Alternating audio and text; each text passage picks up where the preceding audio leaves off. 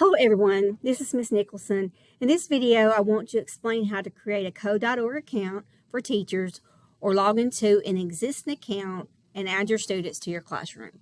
So I'm going to begin with going out to code.org's platform. You got two options of going there. So the first thing you can do is go through Clever, click on your code.org application, or simply go up to the top and type in code.org in the URL. Sometimes Clever experiences problems and you can't go in through Clever at times. We all know how it's up and down. So you do have an alternative route to get to the classroom. So you would have yourself and your students simply open up a new browser and type in code.org, and it will bring you to this page that you're seeing here. So right now I'm going to demonstrate to you on how to sign up for code.org or simply sign in. And then I'm going to show you how to add your students to your section code into your classroom. So let's begin by clicking on the sign in at the top. I'm going to go ahead and sign in, and I'll show you in just a few minutes how to back out and create your own account if you haven't done so already. So I'm going to go ahead and sign in. And if you got an account, just hit sign in, and it takes you to your home page. You have at the top your dashboard, your course catalog, projects, professional learning, and your incubator just does different things. We mainly are going to be using my dashboard here to work from. You'll scroll down, and at the bottom you need to create your section. You have courses that you see, course A, course B, and course C that we're going to be working with. So the first thing we're going to do is create a section. I am logged in, but I don't have a section yet. I went ahead and archived mine so I can demonstrate, show you guys actually how to do this. So I'm going to create a section. Click create a section, and it's going to bring up this little screen here. It's got different options for your choice of how your students log in.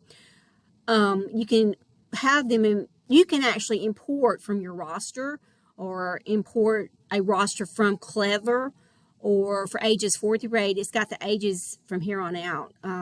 You would create account for your students using a secret picture, using a pair of words, and this one right here is using their email. So the ITC department in the past have always used, once the students start logging in, they will use their Google sign-in, a single sign-on through Clever. And I'll explain that in a different video. After I finish this video, I'll make another one on how the students will sign in, because I don't want to confuse you right now. So let's go ahead and let's choose one of these. At this point, it's got the age group at the top, so they recommend that the smaller ones use like a picture or something, but let's just all use this one, a picture password, right? So go ahead and title your name. You can choose whatever you want, put whatever you want in here, but in my experience, students like to see your name, that way they're not confused. And okay, is this her class or not? Just make it easy for them. So just put your name there, and if you're teaching kindergarten, 1st, 2nd, 3rd, 4th, or 5th, choose your grade that you're choosing. I'm going to do 4th, and I'm going to choose elementary school, and it's going to pop up your courses here. 4th grade is going to be C. So you don't have to worry about it on the right, because that's going to be added when you hit save at the bottom here in a second. All of the lesson plans and the course standards are implemented in the course C, and you'll see those once you finish creating your classroom. All right, so I hit finish, and it brought me back to the home page, which is the dashboard again. So now we're going to come down, and you're going to see my name. I teach 4th grade, course C, and this is my section code. Now, if you bypassed creating an account and you went simply, you joined with Google Classroom, or you joined by syncing yourself through the single sign-on, that's fine, but what it's going to do is bypass the section code, and it will put Clever right here, and your students are not going to have a code to join your classroom. So it's best if you just create your account from scratch. Just hit the create an account and add your email and give yourself a name. Let's do it that way, because if you go in and you single sign on with Clever, then it's going to say Clever here, and your students, you're not going to be able to see your students. You can see them on your side, but they're not going to see the code. They're not going to have a code to put in to join your class. So let's go ahead and just create an account, put your email in, give yourself a name, and join the section, your course A, B, or C, whatever the grade you're teaching, and then hit finish. And it brings you to this page here. So if you want to see your classroom, you're going to click here. You want to see your students in the class, you're going to click right here on Miss Nicholson. Mine's not going to open up because I don't have any students in there. It did do this, and when it does pop up, what I was speaking to you about a minute ago is about the pictures that you selected in that little box. Let's select your students to choose an image. It will tell you how to log in down here in the instructions, but that's too much for the students to do. Okay, so let's just go ahead and log in, and let's use their lunch numbers. So I'm going to demonstrate. I'm just going to choose one of my kids' names, and I'm going to put it here due to privacy and security reasons.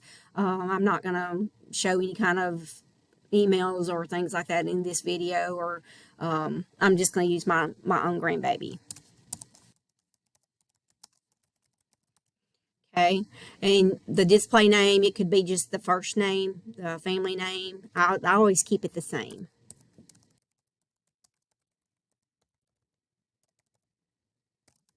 The age, put the age in. I'm not going to give her real age. And it's going to auto-generate. What you're going to do is, if you selected that picture, and we did because we had to choose one, it's going to, in a second, you're going to see it at the bottom. It will auto-generate a picture. And at that point, you'd have to give that picture to your student. And we don't want to do that because they already know their lunch numbers. So let's hit add. And when you do that, it's going to show the name down here. And when you go back to the classroom in a second, it will open up, and we will see Charlotte's name in there. So let's put one more in. Let's add another one. All right, student name is open. And again, his family name, let's keep it the same. Age.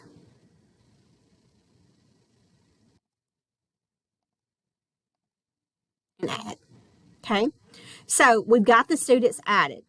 Now, I'm going to go back to the top. I'm going to go back to my dashboard, and I'm going to scroll down to my section again. I'm going to click here, and when it opens up, we should see their names. And as the students are going across, you will see the progress here. The lessons, you view by lessons, view by levels, and here's the standards. So we're in course C. If you want to check out all your courses once you get them in, whatever course you're teaching, A, B, or C, you would pull that down and see it there. If the student has finished course C and you have to give them another course, you will see that they have 2 courses here, course C, course D, and so forth. So that's how you add them. And you can just come down and play with it and look around inside here once you get here. You can manage your students.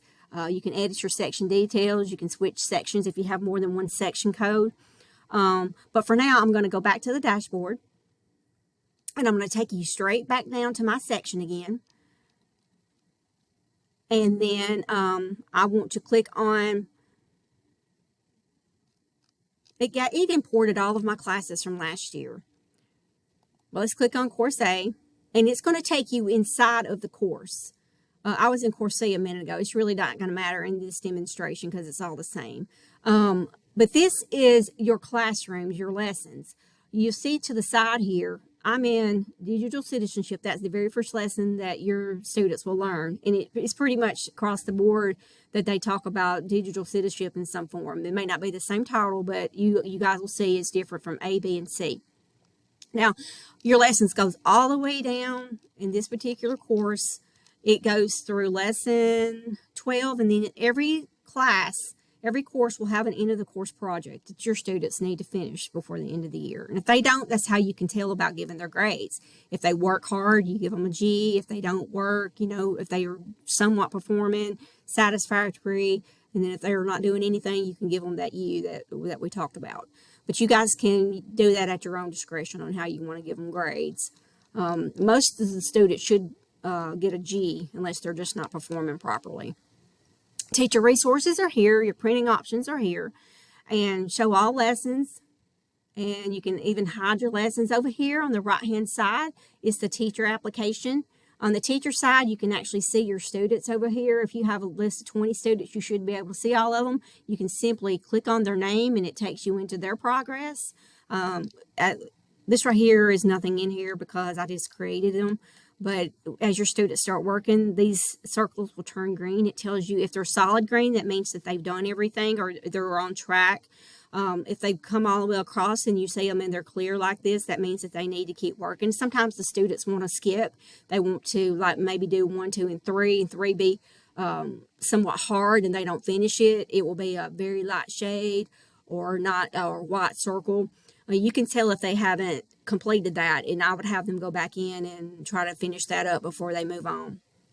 Now on the student side, it looks just like this, but you can click and it will pop it back up too. Just open the little bars up. It takes you back to the classroom, unplugged activities, how the students go in. Then they're going to just follow the directions, just hit the orange button and it keeps them moving on. Go to lesson 2. They watch the video. Click the block. And they need to watch the video because it's going to help them through the sections that they're going through. And it will after you hit continue, it will pull up what they need to do next. It's simple. Click the block. Hit OK. Click the block. And then hit continue. This is what the students drag the block to the target. Up at the top here, like I said, these are my students that were exported last year. For some reason, they're there. But you can see they're all green. This particular student actually did everything. All the circles are green. So that's how you can keep track of that. So let's go back to the home page again. And I want to see if there's anything else I need to tell you about in this video. You've got your section code. So I'm going to end it with this, and I'll create a new video on how the students are to log in. But you guys should have a section code right here. This number is what your students are going to log in with. So I'm going to end the video now, and I'll come back on in just a minute and post another video with how to let your students sign on through their account in Clever, and it will sync to code.org. And once they do, they will go into their page. If they've had more than one course, it will show their courses. Once they sync, they need to sync their Google account into the Clever platform. And I'll show you how to do that in just a moment. All right. Thank you.